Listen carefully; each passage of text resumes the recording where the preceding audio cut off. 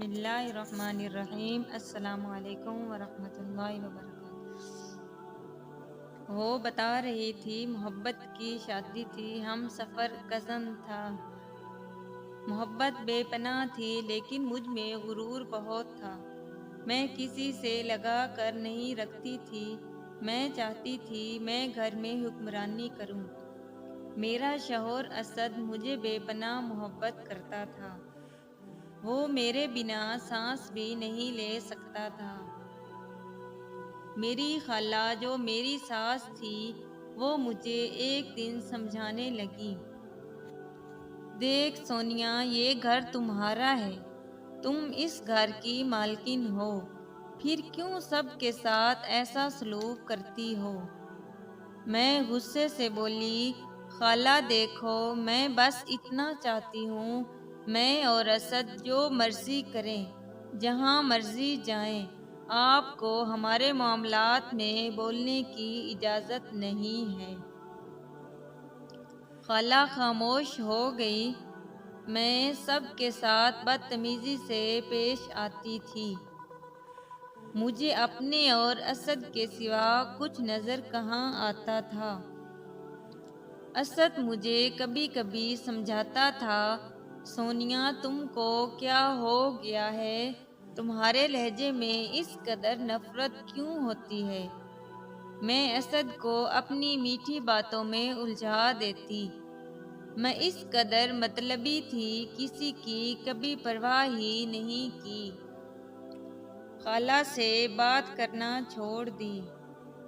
خالہ نے بھی مجھے سمجھانا، مجھے کچھ کہنا چھوڑ دیا۔ میں کبھی شاپنگ پہ جا رہی ہوتی اور کبھی ڈنر پہ، میں عیاشی کرنے لگی۔ اسد میرے پاؤں چوما کرتا تھا، وہ مجھے اپنی محبت نہیں اپنی روح کہتا تھا۔ ہماری شادی کو 4 سال ہو گئے تھے لیکن ہماری کوئی اولاد نہ ہوئی۔ دن گزرنے لگے، میں پریشان سی رہنے لگی۔ اسد مجھے اولاد کا کہتا، اب میرے بس کیا تھا بھلا۔ 7 سال گزر گئے، میں ہمت ہارنے لگی، مجھے لگنے لگا میری زندگی ختم ہو رہی ہے۔ نہ جانے کیوں اسد کی محبت بھی کم ہونے لگی۔ رفتہ رفتہ میرا غرور، میری عیاشیاں کم ہونے لگی۔ اسد کچھ الجھا سا رہنے لگا مجھ سے۔ میں تنہا چھپ کر بہت روتی تھی، اے اللہ مجھ پر رحم فرما۔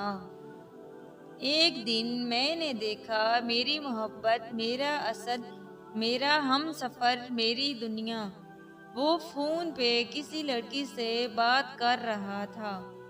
میری آنکھوں سے آنسوؤں کا سمندر امڈ آیا۔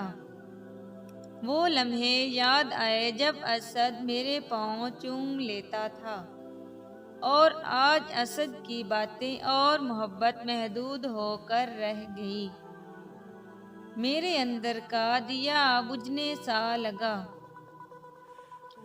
میں نے اپنا بہت علاج کروایا لیکن شاید میری منزل تاریک تھی، میں اندھیروں میں ڈوبنے والی تھی۔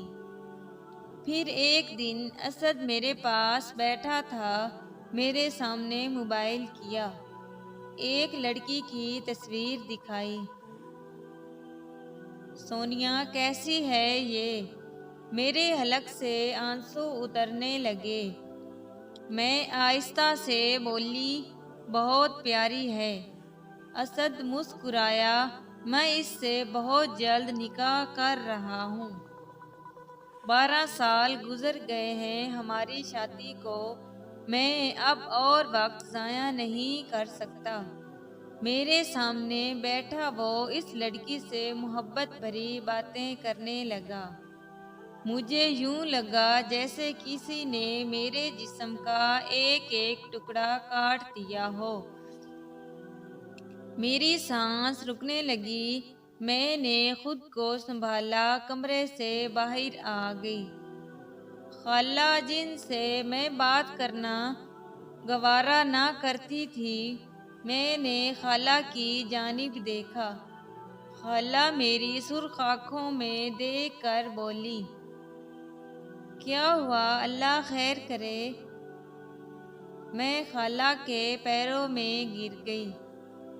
خالہ وہ اسد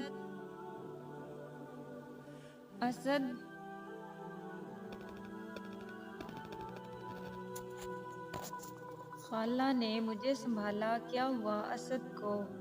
میری ہچکی بندھ گئی۔ خالہ وہ دوسری شادی کر رہا ہے۔ خالہ نے میرے سر پہ ہاتھ رکھا۔ تو پریشان نہ ہو، میں کرتی ہوں اس سے بات۔ خالہ نے میری وجہ سے اس رات اسد سے بہت جھگڑا کیا۔ مجھے پہلی بار اپنی ذات سے نفرت ہو گئی۔ میں کتنی خود غرض تھی، رشتوں کو پیروں تلے رون دیا تھا میں نے۔ میں خالہ کے پاس گئی، ہاتھ جوڑ کر معافی مانگنے لگی۔ خالہ نے ماتھے پہ بوسہ کیا۔ تو پریشان نہ ہو میری بچی۔ لیکن اسد باضد تھا دوسری شادی کرنے پہ۔ وہ رات میں مجھے بتا رہا تھا پرسوں نکاح ہے اس کا۔ میں خاموش تھی۔ میں کیسے روکتی اپنے اسد کو؟ میں دل ہی دل میں دعائیں مانگ رہی تھی۔ میں تڑپ رہی تھی۔ میں ساری رات کروٹ بدلی روتی رہی۔ اے اللہ مجھے معاف کر دے۔ میں جانتی ہوں میں نے بہت سے دل توڑے ہیں۔ میں نے اپنوں کو بہت تکلیف دی تھی۔ صبح میری طبیعت کچھ عجیب سی تھی۔ پھر ڈاکٹر کے پاس جانے کے بعد پتہ چلا میں ماں بننے والی ہوں۔ میں زور زور سے رونے لگی۔ خالہ نے میرے سر پہ ہاتھ رکھا۔ میرے آنسو تھے کہ رک نہیں رہے تھے۔ میں اللہ کے سامنے سجدے میں گر گئی۔ میں بہت خوش تھی۔ اسد گھر آیا۔ اسد کل نکاح کرنے جا رہا تھا جب میرے پاس آیا۔ میں نے اسد کا ہاتھ تھاما اور اسد کو بتایا اللہ نے ہم پہ کرم فرما دیا ہے۔ اسد کی آنکھ سے آنسو نکلا۔ مجھے سینے سے لگا لیا۔ میں بہت روئی تھی اس دن، کیونکہ اسد کی محبت میں 2 سال بعد محسوس کر رہی تھی۔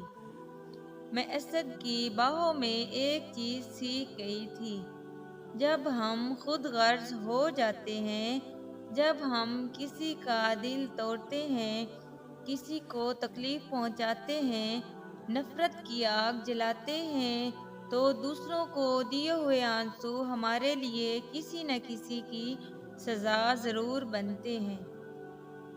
میں نے خالہ لوگوں کے ساتھ بہت برا سلوک کیا تھا، جس کی سزا میں نے پائی تھی۔ اگر آپ میں سے کوئی بھی کسی مشکل میں، پریشانی میں ہے تو تنہا بیٹھ کر سوچیں، آپ نے کسی کا دل تو نہیں دکھایا، آپ نے کسی کے ساتھ برا تو نہیں کیا، آپ کی وجہ سے کسی کی آنکھوں میں آنسو تو نہیں آئے۔ اگر ایسا ہے تو آگے بڑھ کر معافی مانگ لیں، رشتوں کو سینے سے لگا لیں، آپ کی مشکلات اور درد خود بخود مٹ جائیں گے۔ اگر کہانی پسند آئے تو ویڈیو کو لائک اور شیئر